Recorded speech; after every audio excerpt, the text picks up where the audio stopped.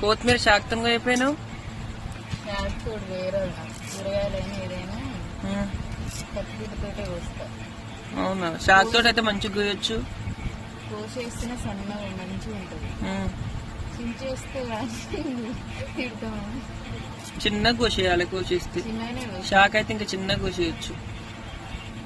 కొత్తిమీర కోసేస్తేనే మంచిగా ఉంటుంది కూర. ఎంతసేపు కడతావు? అయ్యి కడిగిందే కడిగిందే కాలే ఇంకా అయిపోయినట్టు. ఆకలి అవుతుంది. అయ్యి కన్నా అన్నం తింటా. గోంగూర చికెన్ మీకు ఎంత మందికి ఇష్టం కామెంట్ చేయండి. ఎయ్యి సన్నగా కట్ చేసిన కొత్తిమీర అయితే కూర అయితే కంప్లీట్ అయింది.